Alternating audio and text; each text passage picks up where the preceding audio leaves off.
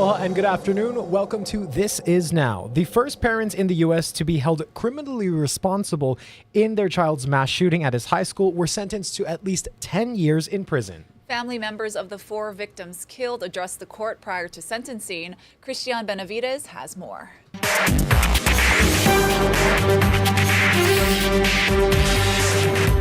The lack of compassion that you've shown is outright disgusting. The mother of shooting victim Madison Baldwin broke down in court, accusing James and Jennifer Crumbley of giving their son Ethan access to a handgun and ignoring his mental health.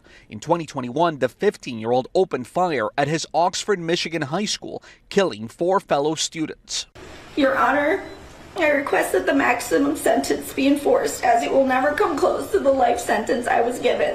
In separate trials, the Crumbleys were convicted of involuntary manslaughter despite arguments from their lawyers that they had no idea their son was a threat to the community. Appearing together Tuesday, both addressed the court, expressing remorse, but also seeking leniency. This could be any parent up here in my shoes. Ethan could be your child, could be your grandchild. My heart is really broken for everybody involved. But in the end, Judge Cheryl Matthews sentenced them to at least 10 years in prison, criticizing the couple for their inaction. Opportunity knocked over and over again, louder and louder, and was ignored. No one answered. Legal analysts believe this will impact future cases. This isn't just saying we want to punish the Crumbleys. It's saying to other parents, look at where your guns are stored. Check in on your kids. This is very much about sending a message outside of this courtroom as well. Ethan Crumbley pleaded guilty and is serving a life sentence. The judge said his parents have a right to appeal. Christian Benavides, CBS News. As Congress gets back to work, U.S. support for Israel in Gaza is top of the agenda. Defense Secretary Lloyd Austin testified today about military aid for Ukraine and Israel, as well as the urgent need to get more humanitarian assistance into Gaza. NBC's Alice Barr has the details from Washington. A return to the halls of Congress and a long to-do list for lawmakers, at the top approving more funding for Ukraine and Israel. The long-sought deal made more complicated by some Democratic lawmakers' push to condition Israeli military assistance on better protections for civilians and aid workers. The Senate's top Republican accusing President Biden, who stood by Israel, of caving to political pressure. He indulged his radical base and called for an immediate ceasefire. Enough is enough. How many children have to die? Pro-Palestinian protesters interrupting Defense Secretary Lloyd Austin's budget testimony. He made the case for lawmakers to approve Israel and Ukraine funding while pressing for Israel to allow more humanitarian aid into Gaza and to separate civilians from Hamas. Failure to do so, I think, would just create more terrorism. The secretary rejected arguments that Israel is committing genocide against the Palestinian people. We don't have any evidence of genocide being created. In Gaza, civilians are returning to ruins after Israeli troops withdrew from the southern city of Khan Yunis. Israeli Prime Minister Benjamin Netanyahu declaring no force in the world will stop an Israeli ground offensive in the overcrowded city of Rafah, saying he's set a date to go in, despite U.S. officials pushing Israel to change course to protect civilians, while Hamas holds out on a deal to pause the fighting and free the hostages. House Speaker Mike Johnson has promised to put billions in foreign aid on the floor for a vote, despite threats from at least one far-right member that move could cost him his speaker's job. In Washington, Alice Barr, NBC News. Here at home, Mo'ili'ili shooting suspect Jeremiah Leedy pleaded not guilty to attempted murder and gun charges. He smiled at the cameras during his appearance in court on Monday. Court documents say he refused to leave his ex-girlfriend's apartment last week, and police say that's when her mother's boyfriend intervened and eventually chased Leedy with a wooden bat. And then a witness allegedly saw Leedy pull a gun from his car, which he used to shoot the 57-year-old. Leedy's being held without bail ahead of his next hearing on Wednesday. Now to an update on the Miskey trial. One of the original co-defendants to take a plea deal in the Mike Miskey criminal enterprise case testified in federal court on Monday. Norman Akau III says he never worked directly with or took orders from Miskey, but carried out crimes with several alleged Miskey associates. He says he often communicated with Wayne Miller, who's described as Miskey's right-hand man.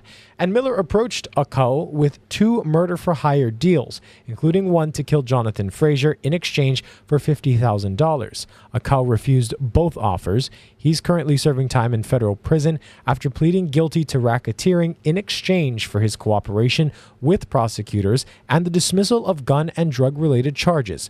The trial resumes today. Also continuing this week is the trial of Keith Kaneshiro. It was day 3 on the stand for the alleged victim of Kaneshiro, the woman who was prosecuted by his office for theft for taking side jobs at her company, but over and over she told the jury she didn't get paid or did the side jobs for employees of the company. Lynn Kawano reports from federal court.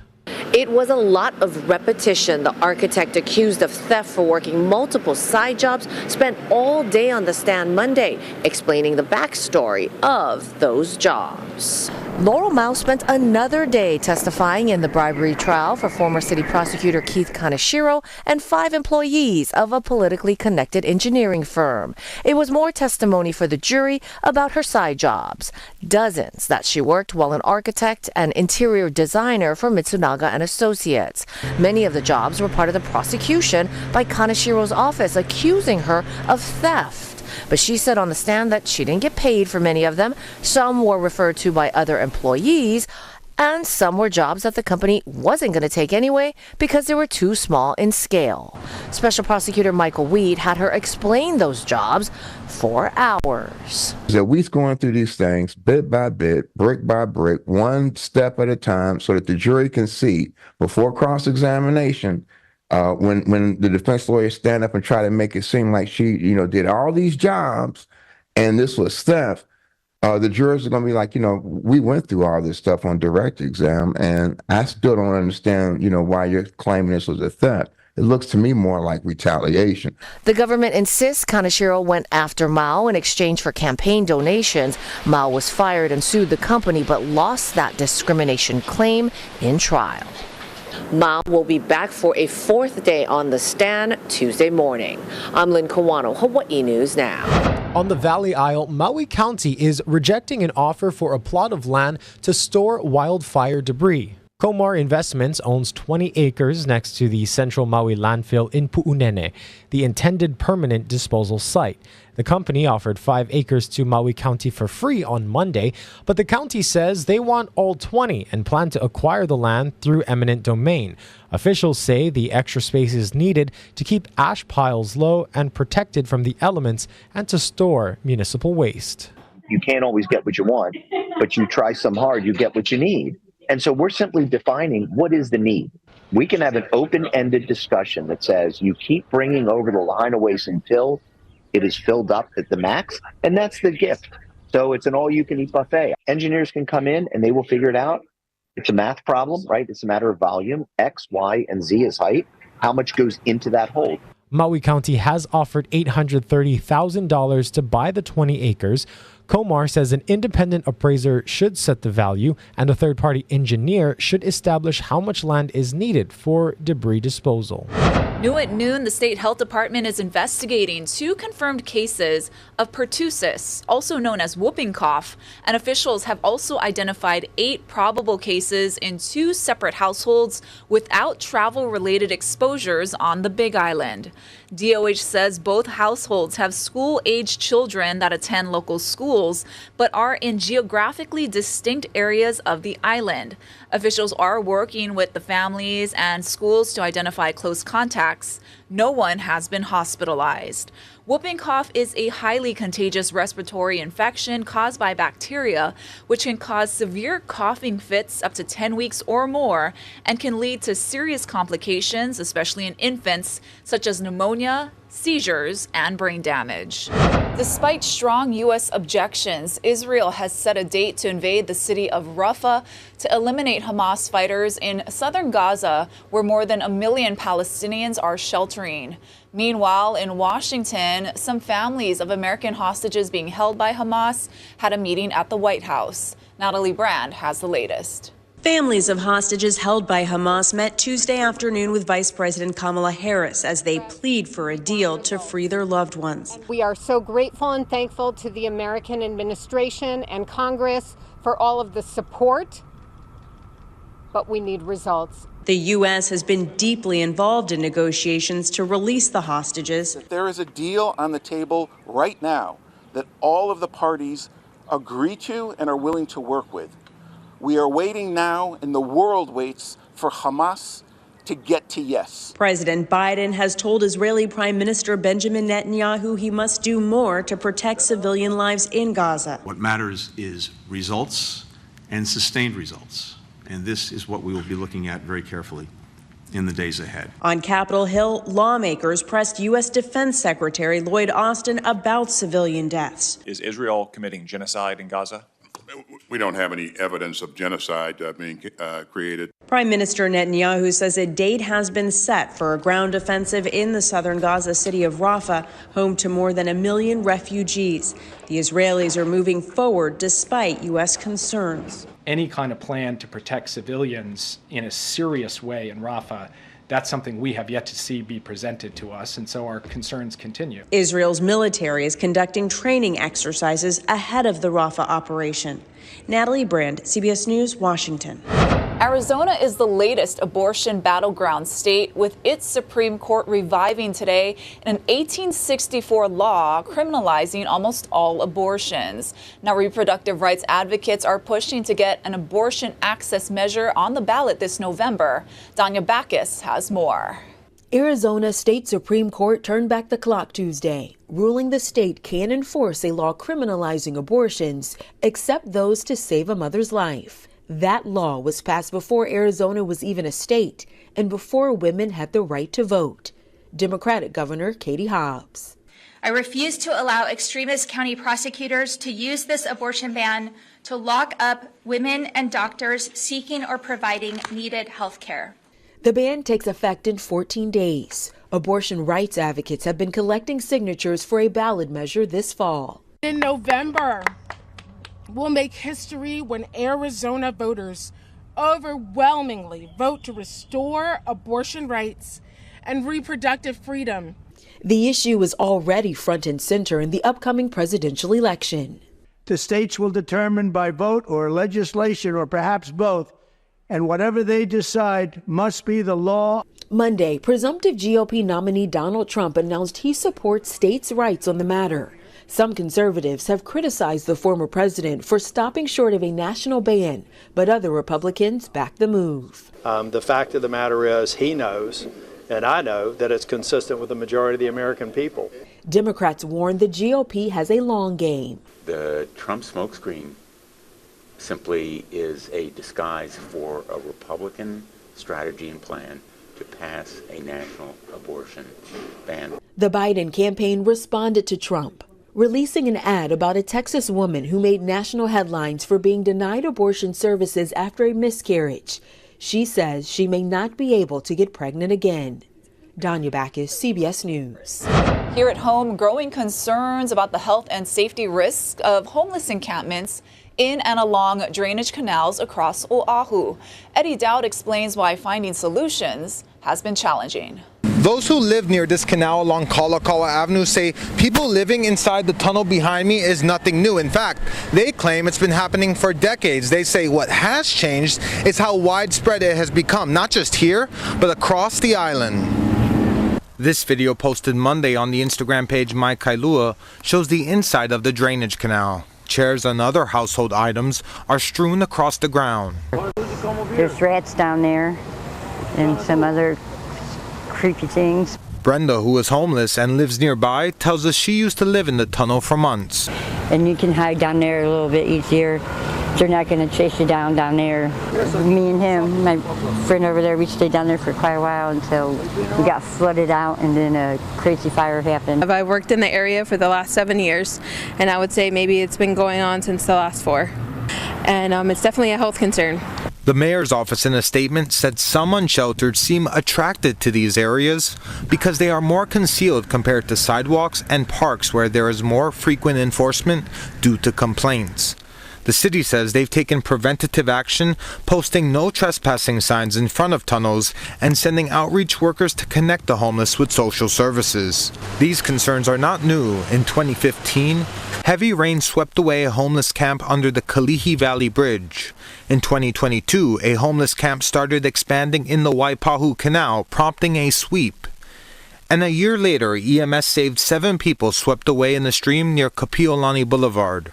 The fact that it could have been so much more severe and critical, especially if people would have gotten washed away.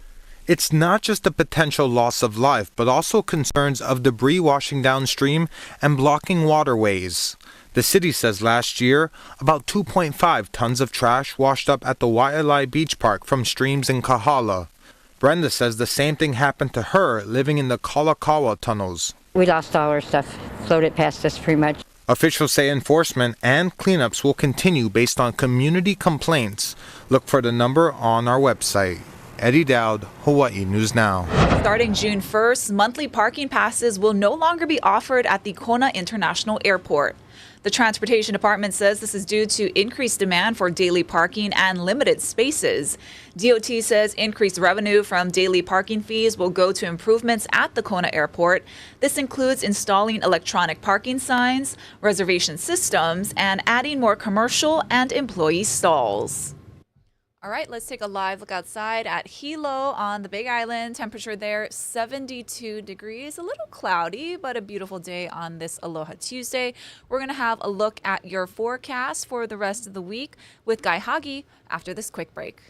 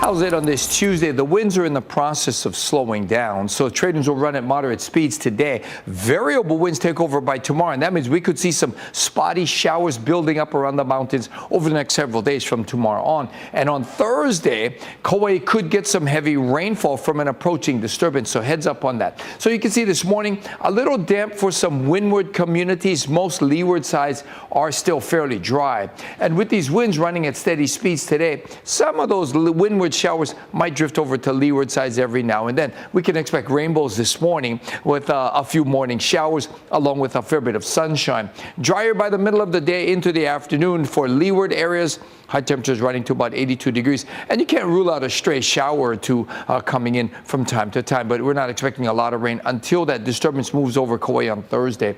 We've got a small northwest pulse coming in right now. Fun-sized waves, and with the lighter trade winds, conditions should be pretty good up in the country. Not a whole lot happening in town, and the east shores are on the way down as the winds back down. That wind swell drops as well. So we got steady trades today, lighter winds tomorrow with some spotty PM showers, mostly around the mountains.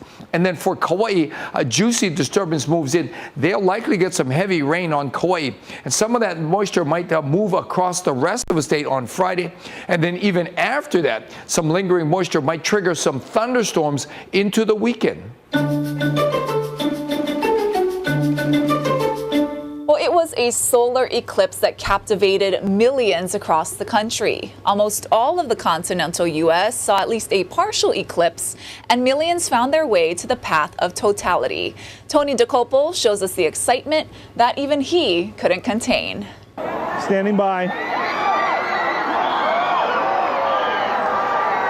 1 minute till totality. Oh my goodness. It just got really, really dark here. I am getting a chill right now. The wind is starting to blow. There's Venus. After finding the path of totality, solar glasses at the ready,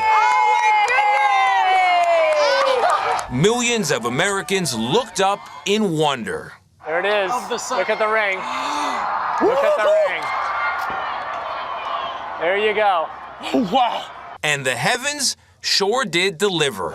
Put that in a science book, but these kids got to see it firsthand. In small town Kerrville, Texas, the clouds parted just in time for totality. We can see it! We can see it! The gloom also lifted when it mattered in Niagara Falls, New York. I cannot believe we're seeing this right now. It has been cloud cover all day. How lucky are we? It is a miracle. It's incredible. Do you see the corona? Yes! See the sparkling lights? And while darkness lasted less than 4 minutes, She came back! the experience for first-timers like me now lives forever. For days I've been asking people what it's like. Now I've seen it, and I ask myself, I can't even describe it. A moment of awe shared by so many of us together as one. It kind of feels like we're bonded to everybody here. Like we just went through something together. Yes. But I don't know these people, but like I feel some special some connection. connection to them. I have never seen anything like this before. I don't want to wait another 20 years for it to happen again. I feel like it'd be cool for like us to tell the future generation that we saw it and like what it looked like. Tony DeCopel, CBS News.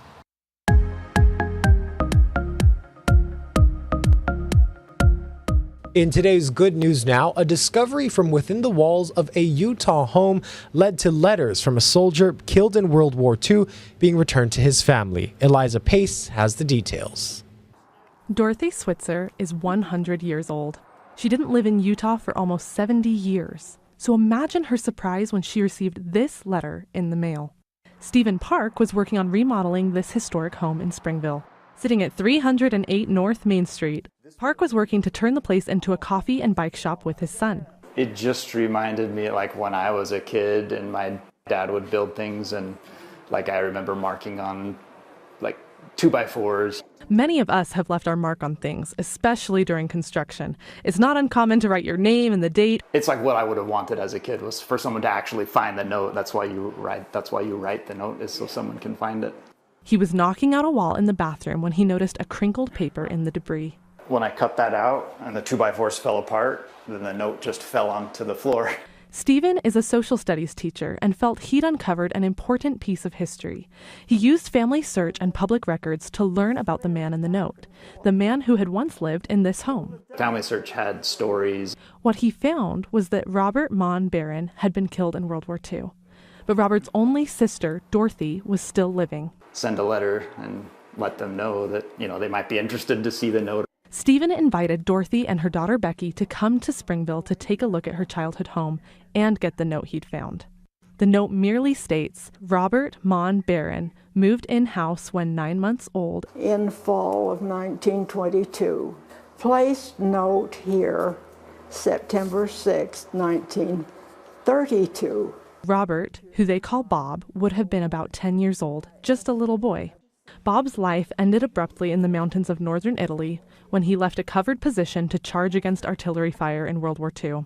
Bob is leading his troop of men to clean out an ambush, machine gun nest. Bob was awarded a Bronze Star for his efforts that day. Dorothy hasn't seen her brother in almost 80 years. Now, she has another small piece of him she can keep forever. Oh, okay. Thank you. Coming up on Spotlight now, we spotlight the Honolulu City Council as well as HPD. Council Chair Tommy Waters will be with us along with HPD Chief Joe Logan. Join us with your question and ours at 1 o'clock on K5. Yes, that is happening right after This Is Now. Always such good information shared by our community leaders there. And going back to the story on the notes, it's so amazing to just see a link to history emerge after all this time. And you can tell his family is very proud of him with the album and all those things. Yeah. So I'm sure they're so happy to get that letter. Absolutely beautiful. Let's end today's show with a live look out over sunny Honolulu. We hope you're enjoying your lunchtime. Have a great Tuesday afternoon. Aloha.